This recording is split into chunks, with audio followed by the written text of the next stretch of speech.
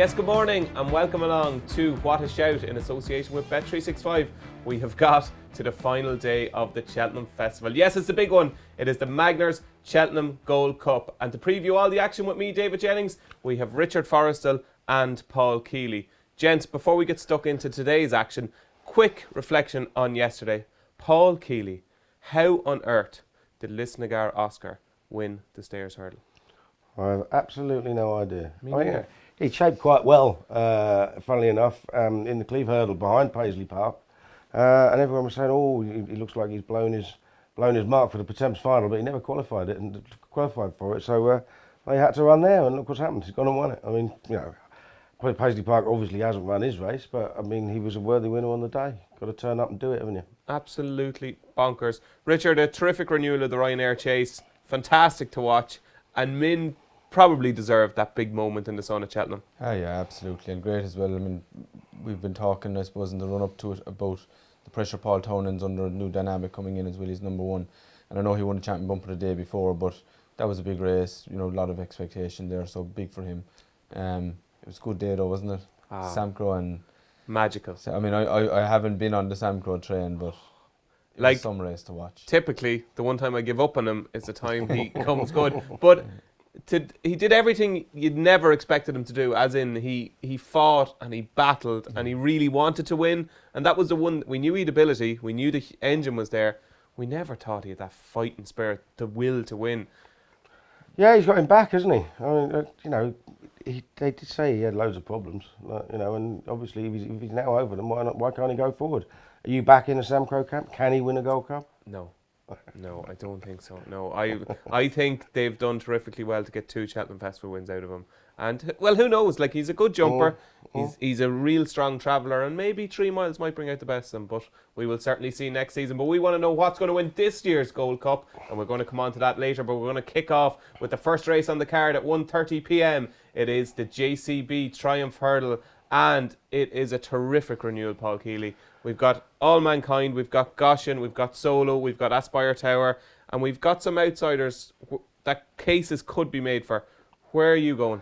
Yeah, I mean, I find it very difficult. I mean, All Mankind has sort of surprised everybody. I think even the yard in originally, because they couldn't hold him at home. He just goes but he just stays there. I mean, he goes really fast. There's no point in trying to hold him up.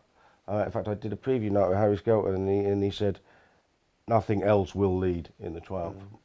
So he's not going to try and restrain him, and I think that's probably the right thing to do with a horse. Because if you fight a horse, they're not going to get home, are they? So it's going to be a really fast run race. Others like to go forward as well. Goshen, Aspire Tower, they all made the run in every one of their races. Solo took it up a halfway at Kempton. I don't think he needs to make the run in. I mean, they went so slow there. I think that jockey just thought, well, we better get on with this, because we're bred to stay. Yeah, it's going to be hard. I'm looking for something to pick up the pieces though, and I would say I'm taking a chance on Sasako, who won at Haydock. I think stamina is his real strong suit, and it's going to be a strong run race. He's got to be able to keep up, of course, but I think some of his form was working out reasonably well. He hacked up at Haydock last time, the third one, a handicap at Stratford. I know it was only Stratford on Monday, but I mean, he did beat him out of sight. But let's not lose sight of the fact that if the handicapper is right, there's an odds-on shot trading at around about 3-1. And it has been a terrific week for Paul Kealy. Just tell viewers how good it's been. For me, you're getting 2 to 3 winners a day so far. Yeah, it's been all right. It's been all right. No, it's been better than all right. Yeah, he's playing it down. I just want to say, the handicapper rates Solo, who is favourite, better than 17 of the last 20 Triumph winners before winning the Triumph, but after they'd won the Triumph. His reputation's on the line today. He is, absolutely, yeah. Absolutely. Can Solo do it, Richard? I basically echo everything Paul says. In terms of there's so much pace. I mean, it's going to be carnage down. From the first to the second, there's 2.5 furlongs, and Goshen is going to get a hit on as well. I mean, he's basically a tearaway. They're keen go. They're both tearaways. This is the thing. But Goshen will want to lead. Aspire Tower is not going to want to lead. So I think the only one that's actually going to lead is All Mankind. Goshen is pretty quick. Yeah, but they tried to settle him at Ascot, and I think they'll be keen to get a lead. They can barely get him around the bins. I just think from the first hurdle to the second hurdle, It's 2.5 furlongs, and these guys are going to get lit up. So you've got to look for something in behind. I must say, I had actually come down on Sir Psycho. They were even talking about him for a Supreme, weren't they, possibly? Yeah, exactly, yeah. I mean, he just sort of sneaked in under the radar, hasn't he? Yeah. So with him going for him, I'd go with Solo because I liked him as well. And although he raced handily the last day, I'd say, as you say, it was as much to do with the fact that they didn't go a great lick. So as a viable alternative, I'll go with Solo. But you are a Sir Psycho fan? Yeah, I like Sir Psycho. I thought he did it nicely the last day at Haydock. He's 3 from 4. Won't mind a bit of ease in the ground. And Bryony first up, I wouldn't have any issue with that. Okay, very interesting. 2 votes for Sir Psycho. I think the biggest freak of all these freaks is Goshen. I have to say, what he did to Nordano, given what Nordano did next time, who's now rated 140, and he obliterated him. I thought that was a terrific performance, and I think he is the freak in the race. It is a confident vote for Goshen for me in the JCB Triumph Hurdle. Moving on to the 210, which is a typically competitive renewal of the County Hurdle, and there has been an overnight plunge, Paul Kealy. On? This is news to me. Okay. Saint-Rois. That passed I me by. was up earlier than all you guys. I was in bed. I was in bed at 9 o'clock, and I've only just got up. So Paul, you have a reputation to uphold. Were you not out in town in the 21 club? No, I can't. I've had this filthy cold. That's why he's paid the big bucks. That's why he's paid the big bucks. I tell you what, the overnight plunge should have been on Stolen Silver. It's the only horse I can see in the race. I've got blinkers, a hood, a visor, cheek pieces, a lot. It's like, there it is. Like, you know, he outstayed Edwardstone over 2 mile at Haydock in bad ground. Looked like he was set for third there, but finished really strongly. And then he went to the Betfair Hurdle, which was on good ground, which is too quick for him, especially at 2 miles. And he got caught flat-footed at a standing start. He got bumped and hampered at the first. He was still 22nd of 22 remaining horses going down to the second last, and he flew home and finished 8th. Now, obviously, this stiff finish and the 2 hurdles in the last 7 furlongs is absolutely tailor-made for him.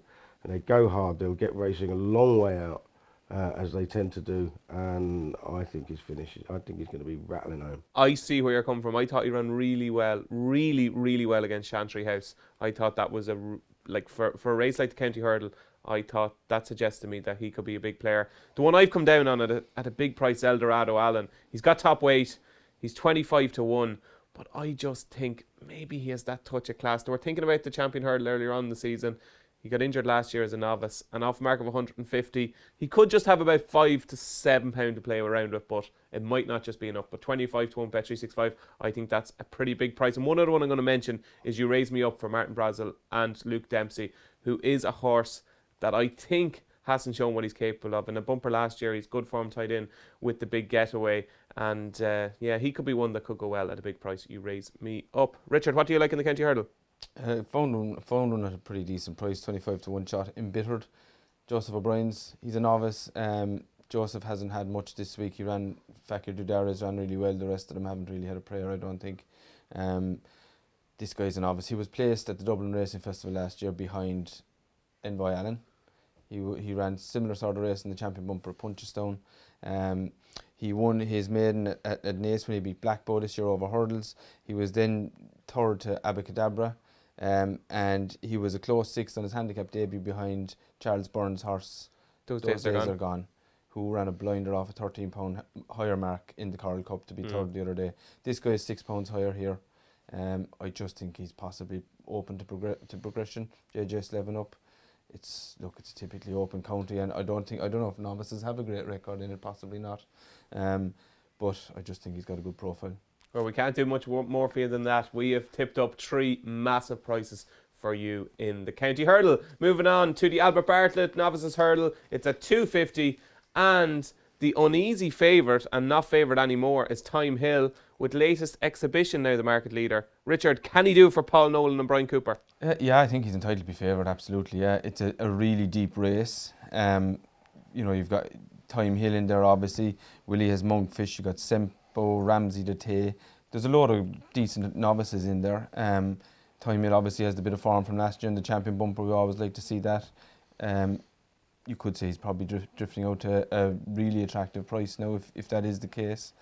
But I think latest exhibition is dead solid. He's 3 from 4 over hurdles, only been beaten by Abacadabra, who ran well. That was You're dropping the S, I notice, at the end, is there? Abacadabra.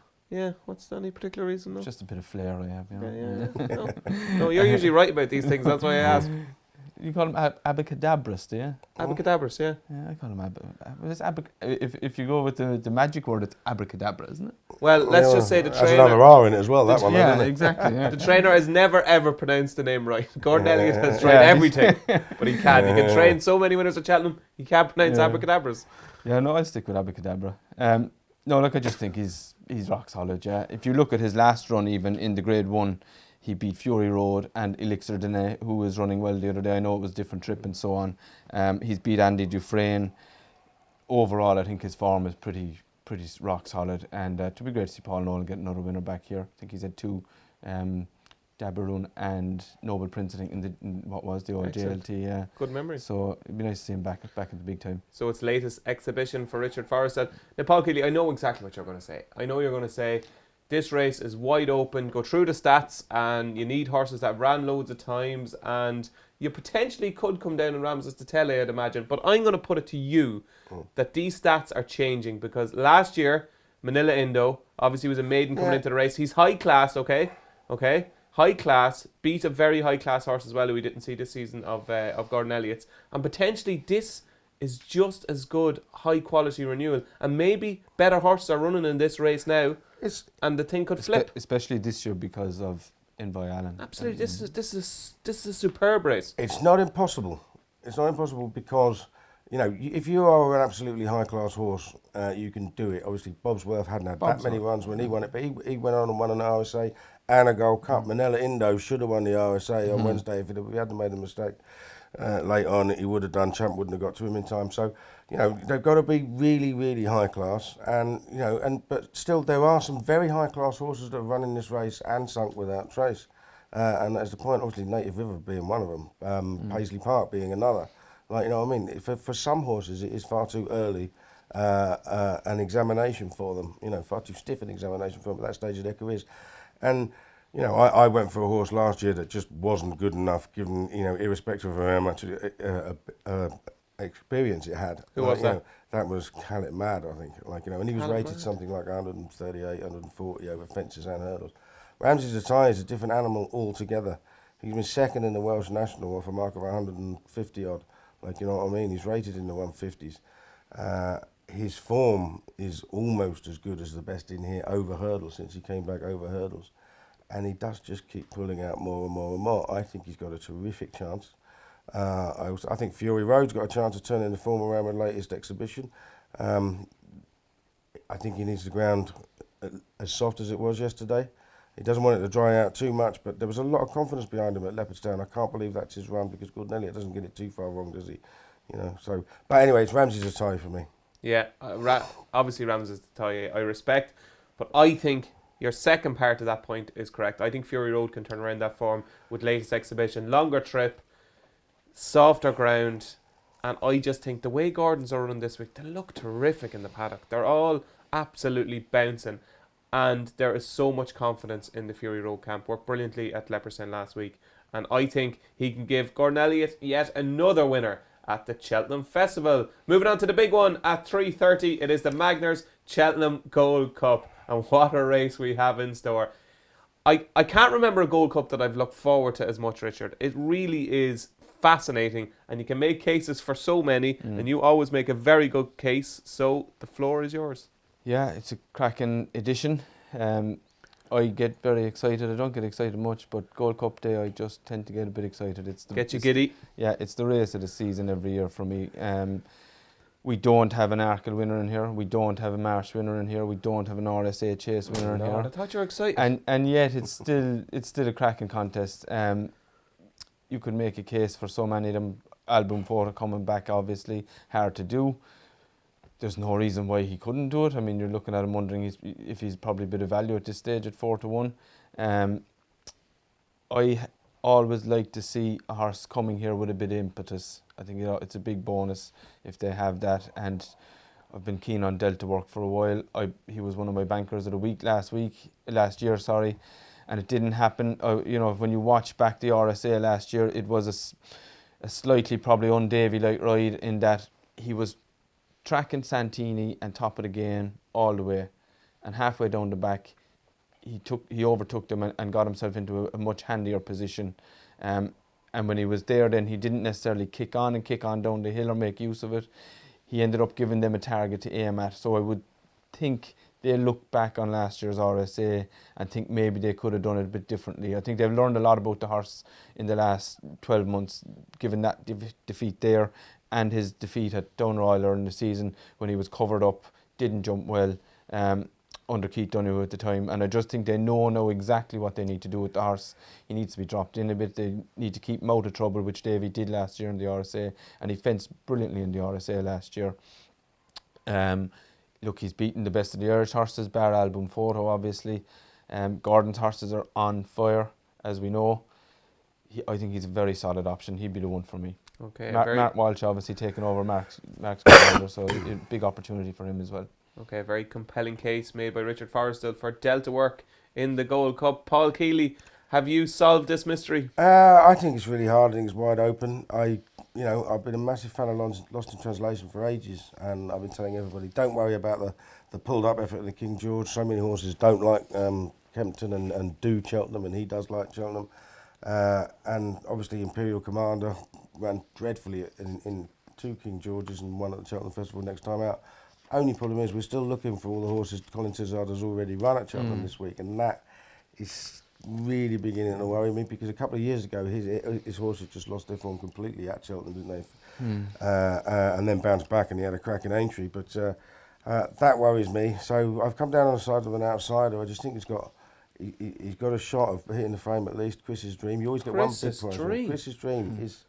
He wasn't up there with the top class novices last season, but 2 runs this year suggest he's not far off from now, and that's it. He won the Troy Town very, very easily from Fitzhenry, who came out and almost won at Leopardstown next time. Actually ran a fine race. All right, in a Kim Muir. Yeah, in the Kim Muir. Yeah, but we're talking about weight carrying as well. Like, what I mean, carrying chunks of weight. Come out, gave £12 and a beating to Shattered Love over 214, which is way too short for him. So I think he comes in here in good nick, and if he gets into a rhythm, he's a good jumper. I'd like to see him. It's funny. He pretty much made it at when he went at Gowan, and he sluiced through the pack in the Troy Town. So I don't know what they're going to do with him, but I'd like to see him use his stamina. Where is the pace today, I wonder? It's not obvious, is it? Not an obvious. Well, Elegant Bristol, Escape. Bristol probably. Bristol de May. Bristol de May probably. Now that it's dried up a bit. I don't Kenboy? Kenboy maybe, yeah. This always backfires spectacularly on me. Chris's Dream can't win a Gold Cup, can he? Like a proper goal. Like, we're not talking about, obviously yesterday we had Paisley Park in the Stayers Hurdle, and Lisnagar Oscar was a massive shock. There's so many that need to underperform, surely, for Chris's Dream to win. Is it a proper goal? So I always thought, I didn't, looking back at last year's Gold Cup, and I'm just thinking, well, all the ones that everybody fancied to win, they blew out. An Album Photo won it from 3 horses who were having their second or third goes in the Gold Cup.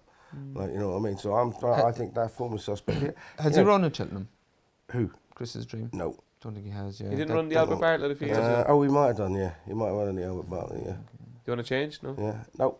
Sticking with Chris's Dream? No, I'll stick with him. He's coming, he's got the forearm angle, as I was saying. You always like to see a horse. Not far off it. Like, Sorry, as in the winning form. He's got momentum, which I always, even last year's winner, Album Photo, had that. He'd won it Tremor.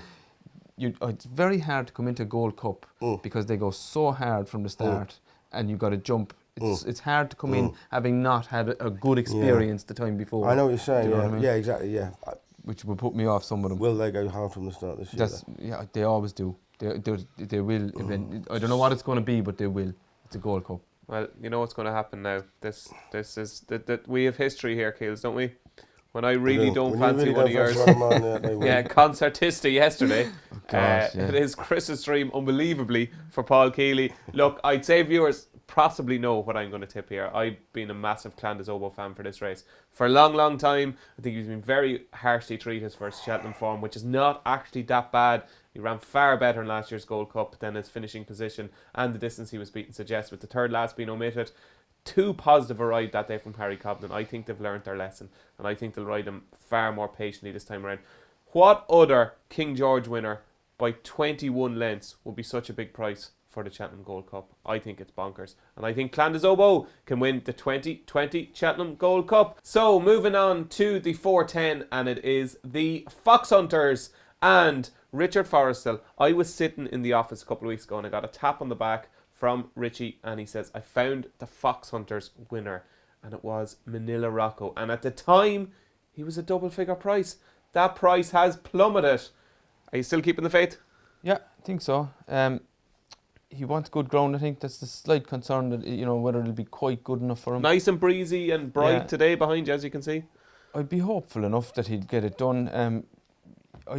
The angle, I mean, it wasn't as though I was, finding anything out of the way, I suppose, at the time. But I was impressed. He's a Gold Cup runner-up. We know he goes around Cheltenham, and it looked to me at the time like Derek was going to ride him. He's won his 200 chases, as we know. He beat Hazel Hill already. There was a bit of a suggestion that Derek was, changing horses, as it were. Staker Wallace. Wallace. He even kind of said it himself publicly that he was giving it a bit of consideration. But he's come down on this fella's side, so that's encouraging. Yeah, look, it's a hunter chase, and this guy, at his best, if you remember, a very patient Noel Feely ride behind Sizing John in the Gold Cup, Derek will do something similar. He'll just hunt him round. He'll hopefully get him there. He obviously has maybe not the best breeding in the world. Needs a bit of help to get there, and Derek is the man for that. Well, of course, Derek was the man when he won the National Hunt Chase and he beat Native River. I know that was a few years ago, exactly. But winning combination, touch of class, ground drying out. The only thing at the moment, Keels, not to like about Manila Rocco is surely the price. Yeah, I mean, the price has contracted. I mean, I like him too. Part of the reason is I'm not a massive expert when it comes to hunter chases, but he, like you said, he is a former Gold Cup runner-up. He did beat last year's winner at Warwick last time out. So the form's there. It looks like they've teased him back. My worry, not so much the price, my worry is the big field and whether he'll just be happy. He'll be wide, won't he? He'll probably be wide, giving ground away. But I don't know, I'd say Derek will hunt him way down the inner. He's riding against a bunch of lads that are a long way. Choose your words carefully here, Richard. You rode in these races. He'll let them go out and he'll hunt way down the inner quickly. I would think. Yeah. Okay. And if you look at the others, Staker Wallace has had 2 runs over fences, 6 runs in all. It's not enough experience for this. Billaway, same. He's only had 6 runs over fences. It would be a slight concern in a race like this that they just wouldn't be hardy enough, in terms of experience. So it's Manila Rocco for you? Yep. It's Manila Rocco for you? Mm-hmm. And it's Manila Rocco for me. 3 votes for Manila Rocco. This doesn't happen very often on What a Shout, but it's happened in the Fox Hunters. We're all in the Manila Rocco camp. So moving on to the 450, what used to be the final race of the Cheltenham Festival is now the penultimate contest, and it is the grand annual, and devastation for me earlier on the week because Breland Das wasn't declared. 33-1 I was on that, Keels. 33-1. Anyway, you have to get over these setbacks, and the one I've come down on now is Lisp, who I think is well handicapped off a mark of 144. I thought Mr. Fisher ran okay yesterday in the Marsh Novices Chase, and I think that form with Mr. Fisher and Al Dancer, and even going back to his earlier form this season, likes Cheltenham, ran well in the Great Wood. I think off a mark of 144, Lisp can win this for Alan King. Richard? Minefield of a race. I came down on 2 taffs for the Skeltons. He's had a couple of years off. He last won at Ayr, I think, about 2 years ago at least, off 142, and he had a couple of years off, came back. He ran in the 3 mile hurdle at Wetherby behind World's End, and he ran quite well in that. I think, Harry was second and Ballyandy was third, so that's a good level of performance. He didn't stay in the old Hennessy Gold Cup at Newbury, and then he came back at Warwick and ran well over 2.5 recently. He's going to stay. That was, he'll get the 2 miles strong, which is what you want. I think he's about 16-1. I'd just give him a good each way chance. That's really interesting. I was on a preview with Dan Skelton on Monday night. He was so sweet on 2 taffs. Yeah, he really was. Yeah, he certainly was. He's just, I think he's probably quite unexposed. Sorry. At this what do you do for a living yourself? Inexposed. Yeah. Paul Kealy, the Grand Annual has Paul Kealy written all over it. A big handicap. You have cracked these codes all week. I've had a couple of big prize winners in this over the years as well, but 2 test ratings. You see, he is unexposed. Given that he's a 10-year-old, he is fairly unexposed. He was placed in the novice handicap chase a few years ago as well. So I have backed him a couple of times this year. So I do like the horse, and I'll probably have a save on him. You've probably backed all of them at some stage this season, obviously. Well, yeah, and I'll probably do so again as well before they finish racing. But I was still quite impressed with the way he cleared the Buffo won at Leopardstown. I thought he travelled really well, and I was hoping to take him on with a runner-up Paloma Blue, but I'm just wanting the ground to be a little bit quicker for Paloma Blue. So yeah, I think I cleared the Buffo. You got to remember he cruised into the lead last year's county hurdle, turning for home. Probably sent on too soon, and he was being reeled in when he unseated at the last. But he obviously handles the track lovely, so he'll do for me. So it's Eclair de Beaufort, it is 2 taps, and it is Lisp for me in the Grand Annual. And the 28th and final race of the 2020 Cheltenham Festival is the Martin Pipe Conditional Riders Handicap Hurdle. Fascinating affair. Fascinating. It's a high quality affair, just like last year when Early Doors won it. Really good race kills. Where are we looking to finish the festival on a high? Right, well, we all know the one trainer who likes to target the Martin Pipe race is Gordon Elliott, because he did, he learned his trade there. He did. And he's won the race before, and he's got some good horses in there. Column and Fire by the Boss's Oscar, I thought was interesting. I think, he needed one more run to qualify, and somehow managed to get beat at even money. Made a mistake at the last. Did make a mistake at the last. Winner's not a bad horse. Winner's not a bad horse either. They were miles clear as well. I think that was a decent run. I come down to it, there's another trainer that wouldn't mind winning as well, and that's David Pipe. And I thought Umbrigado was pretty interesting. He's booked Jack Tudor, who was one of the best claimers around over here, and he's won twice this season, and he absolutely cruised around the Haydock in a 3-mile handicap. Earlier in the season, won by Stony Mountain, and clearly didn't stay. And then they dropped him to 2 mile, and when Not So Sleepy won at Ascot, and he clearly found that too sharp. If he's 5th and 6th, reasonable run in either race, kept fresh for this afterwards. Jack Tudor, but David Pipe has had his best season for 5 years, and I think he's got half a chance. Beautifully put. Richard Forristal.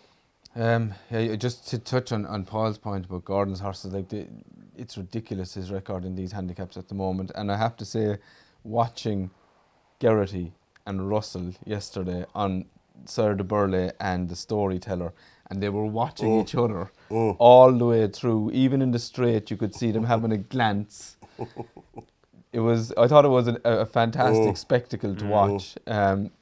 So wasn't if you backed the Storyteller. I was gutted. Yeah, you were on the Storyteller. Well, for a change, I happened to be on the winner. Is that why you told the story? Just tell people that you backed the winner. Exactly, yeah. Well done. What's rare is wonderful. No. The obvious ones are there, as Paul just discussed. Unbelievably, I have 2 live dockets in this anti-post, but the only horse I have running for me this week from an anti-post point of view, I like the way you're thinking in Column of Fire. Which one of them I'm fairly torn. Look, I like the way you're thinking has gone up a lot in the weights now, but who knows how much he has in hand. I think he's 23 pounds higher than when he won at Galway. That's a lot. We probably haven't seen the best of him on his last couple of starts for one reason or another. Yeah, I'd say that. That's probably a safe assumption. He's definitely better than that. I'm going to go with Column of Fire. It's a flip of a coin, really. I just think he's progressive. It's a toss of a coin. His run on his handicap debut the last day was quite encouraging. He's not much higher now. I think he ran off 132. He's in off 143 here, so he's 11 pounds higher. Good run though. It was a good run, yeah. Behind Tracy's of Enniscorthy, and that form I'd say is pretty from a handicap point of view, pretty good form. So if either of them won, I'd be happy. I wouldn't be surprised if I like the way you're thinking, bolted up. Whoa! But I just think he's gone up a lot from his Galway run. Okay, there we go. I'm going to give What a Shout viewers one piece of advice, and that is get on the Bet365 website, okay? Get on and be glued to it for the final 3 minutes before the race, and just see which way, I like the way you're thinking, and front view goes, because whichever one they come for late, I think is going to win the Martin Pipe. This front view, I think, is the best handicapped horse of the entire Cheltenham Festival. He is the best horse ability-wise, and I think form-wise, which is tied in with MVLN. And like his bumper form is fantastic. His form of his Cork Maiden Hurdle win is fantastic. He's run off a mark of 139. Oh my God, he's John Joe Neal Jr. book. Joseph O'Brien won the race last year with Early Doors. I don't know. I just think he's different classes. I think he could be a Grade 1 horse in time. So I'm hoping the money comes for Front View, but it will be very interesting to see if it is. I like the way you're thinking, or Front View, the punters really come for late here in the Martin Pipe. So that's it for Day 4 of the 2020 Cheltenham Festival. All that we have to do now is reveal our big calls. Yes, and this has been going quite well, lads. This has been going very, very well. We've always got at least one up each day. Our banker on the day of the Cheltenham Festival. So I'm going to set the ball rolling here, because I'm going to tip up the winner of the Magners Cheltenham Gold Cup, and that is Clandis Richard Forristal. Yeah. Did I steal your thunder? No, you're wrong though. You're wrong. Am I wrong? I'm going to put up Delta Work. Delta Work. Okay. 7s. Right. Shall I go for Chris's dream?